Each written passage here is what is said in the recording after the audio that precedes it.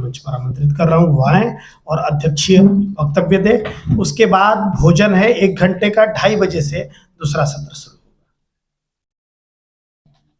वैसे तो समय हो गया है, अध्यक्षीय उद्बोधन के लिए समय बचा नहीं, क्योंकि 1:30 बजे तक के लिए समय आवंटित था इस सत्र के लिए। लेकिन बहुत महत्वपूर्ण इसमें 4-5 लोगों ने, जो हमारे साथी थे, सभी का बहुत विद्वतापूर्ण आप लोगों ने व्याख्यान सुना। संत रज्जब पर भी, अलग अलग कवियों पर, संत कवि बखना पर, संत दरिया पर, और शहजाद आलम जी ने सगुण भक्ति के स्वरूप पर, और सत्यपाल तिवारी जी, सभी लोगों ने बहुत, यदि हम डिटेल में जाएंगे, चर्चा करेंगे तो बहुत समय जाएगा। मैं 3-4 कवियों की चर्चा करना चाह रहा था, लेकिन समय नहीं है, तो मुश्किल से 5-10 मिनट के अंदर अपनी बात में रखूँगा। एक तो जो बात हुई सुबह के सत्र में कि राम भक्त कवियों की चर्चा कम हुई है, राम भक्ति धारा की, कृष्ण की ज़्यादा चर्चा हुई है। तो एक जो कवि हुए उनकी चर्चा करूँगा, और बाकी फिर मैं छोड़ देता हूँ क्योंकि समय नहीं है। एक संत शाह जलालुद्दीन हुए हैं, जिन्होंने राम को, मर्यादा पुरुषोत्तम राम पर केंद्रित पूरी अपनी बात कही उन्होंने। और कहा जाता है कि बसाली कहते हैं, जो व्यक्ति जीते जी परमात्मा में मिल जाता है उसे बसाली कहते हैं। यह शब्द फारसी भाषा से आया है। और महात्मा बसाली भ्रमण करते हुए पंजाब प्रांत, मुल्तान से होते हुए आते हैं यहाँ, और एक जगह जब वो आते हैं तो देखते हैं टेकचंद जी जो पंडित हैं उनकी कथा हो रही हो भगवान राम की, तो बड़े ध्यान से सुनते हैं। और ध्यान से सुनने के बाद उनके मन में अचानक एक भाव आता है, और भाव विभोर होकर सुनते रह जाते हैं, और टेकचंद जी का कथा चलती रहती है। उसके बाद जब लोगों को पता चलता है कि ये तो कथा सुन रहे हैं राम की, तो कुछ लोग जो उस पर आपत्ति करते हैं, और उनको कोशिश करते हैं कि ऐसा लगता है कि टेकचंद जी जो कथा बाँच रहे हैं, कहीं ऐसा तो नहीं इनको काफिर बना दिया हो, धर्मांतरित कर दिया हो। लेकिन वो बहुत, चूँकि फकीर थे और अध्यात्म के प्रति उनमें गहरा अनुराग था संत पर, तो उन पर ये प्रभाव नहीं पड़ता। लेकिन आगे वो संत साहब के कारण वो कथा चलती है आगे, और वो कहते हैं कि मैं यहाँ केवल अयोध्या जो नरेश है, अवध नरेश हैं, दशरथ के सुपुत्र श्री रामचंद्र जी का गुण सुनने के लिए, उनकी जो कथा हो रही है, इसलिए मैं आया हुआ हूँ। और कई दिनों तक दोनों आके वो कथा सुनते हैं, चलता रहता है। हालांकि बहुत कोशिश की जाती कि वो कथा उनकी रुक जाए, और यहाँ तक कि जो पंडित जी कथा कहते हैं, राम कथा, उनको वहाँ से भगा दिया जाता है। लेकिन वो जो संत थे, संत साहब, वो निरंतर उस कथा को सुनते हैं, और उनसे कहते हैं कि पंडित जी, आपने जो कथा बाँची है यहाँ, और राम की जो कथा आपने यहाँ रखा, राम का प्रसंग, वो मैं इतना भाव विभोर हो गया हूँ, और मैं चाहता हूँ कि आप कुछ वरदान मांगे। 2-3 वरदान की बात करते हैं, तो कहते 3 वरदान आप मांग सकते हैं। तो 3 वरदान में पहला वरदान वो मांगते हैं कि मैं पुत्रहीन हूँ, मेरे एक पुत्र हो जाए, पहला वरदान होता है। दूसरा कहते हैं मेरी मृत्यु अनायास हो, कभी भी हो जाए।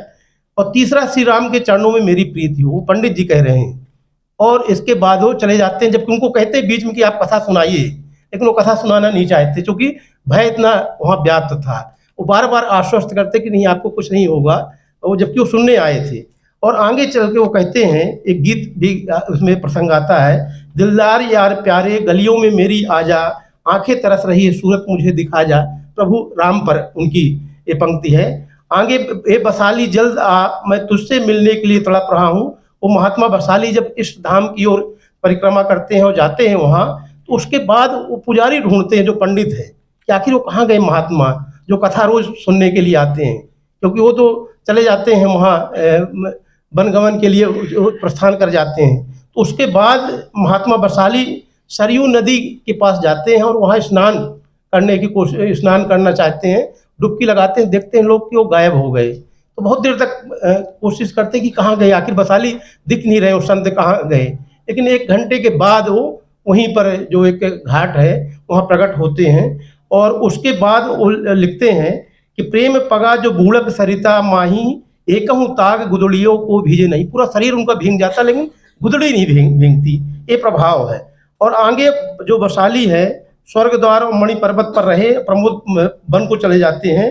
अब टेकचंदा जो कथावाचक थे उनको ढूंढते हैं कि वो मिल जाए, और उनको, ताकि रामायण की कथा और जब उनको कोई उपाय नहीं सूझता तो रामायण की कथा वो फिर बाँचने लगते हैं और वो वैशाली जी वहाँ उपस्थित हो जाते आ जाते हैं। इस तरह की लंबा ये प्रसंग आया है इसको, क्योंकि इसको ज़्यादा प्रसंग कहेंगे तो बहुत टाइम लगेगा। एक और संदर्भ में जो आता है अक्सर और जिसकी चर्चा होनी चाहिए, संत जो एक कसाई सदन कसाई का संदर्भ आता है, उनका भी एक लंबा प्रकरणांतर की दूसरा संदर्भ आता है। क्योंकि एक गीता प्रेस गोरखपुर ने संत जिस विशेषांग की भी बात हुई संत कोश की, उसमें संत विशेषांग, भक्त महिमा विशेषांग, अनेक विशेषांगों को उसमें लिया है। ये सारे संदर्भ आए हैं इन संतों के बारे में, इन कवियों के बारे में। तो सतना कसाई के बारे में भी आया कि प्राचीन समय में जो सतना कसाई थे वो शालिग्राम की लोग उनके पास था, लेकिन उनको ज्ञान नहीं था कि शालिग्राम है। तो क्या करते थे कि मांस जो तौलने का काम करते थे और उनको ध्यान नहीं था ये क्या है कि ये शालिग्राम है। एक पंडित जी वहाँ से जाते हैं, वो देखते हैं कि एक तो शालिग्राम की पूजा लोग करते हैं और ये तो मांस तौल रहे हैं, लेकिन वो भक्त भाव से हमेशा भगवान का स्मरण करते रहते थे, उनको भान नहीं था। तो वो एक दिन क्या करते हैं, पंडित जी उनसे ले लेते हैं कि शालिग्राम है, इनकी हम पूजा करेंगे, अपने घर में ले जाते हैं, वो पूजा करने लगते हैं। जब पूजा करते हैं तो भगवान उनको स्मरण करते हैं कि जो भाव सतना कसाई में था वो आप में वो भाव नहीं है, इसलिए अपना ये शालिग्राम उन्हीं को दे दो। सतना के पास मैं चाहता हूँ, क्योंकि बहुत दुखी है, वो बहुत अच्छा व्यक्ति है। फिर वो लंबी कथा चलती है, आगे जाके सतना कसाई ले लेता है, उसको बड़ा पश्चाताप होता है। और सुबह जो बात हो रही थी जगन्नाथ की, वो जगन्नाथ धाम जाना चाहता है कि जगन्नाथ धाम वो जाएगा, वो लेके शालिग्राम के पश्चाताप करेगा, क्योंकि उसने इस तरह के वो उसको बार बार पश्चाताप होता है, मैंने गलती की, इनको देखो मैं मांस का तौलता रहा, बाट समझता था साधारण बाट, जबकि साधारण बाट नहीं है, तो स्वयं भगवान है।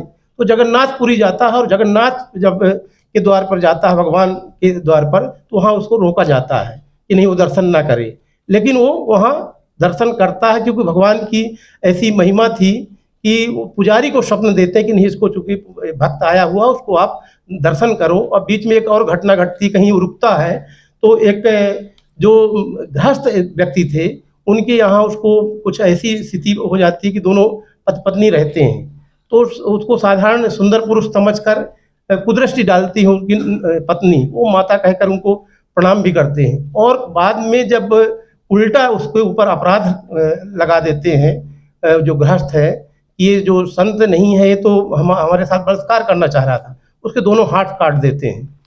लेकिन वो व्यक्ति उसी भाव में जाता है रोते हुए कि ये प्रभु की कृपा है, जो कुछ हो रहा है सब प्रभु की कृपा है। और अंत में जाता है जब जगन्नाथ मंदिर में भुजाओं से उनकी महिमा का गुणगान करता है, उस समय प्रभु की कृपा से उसके दोनों हाथ वापस आ जाते हैं। तो ऐसे अनेक प्रसंग, यारी साहिबा का भी है इसमें, ऐसे रबिया का भी, संत रबिया जो भक्तमती हैं, जैसे आप महादेवी वर्मा को देखें या मीरा को देखें या आंडाल को दक्षिण भारत में देखें, इसी तरह के संदर्भ आते हैं।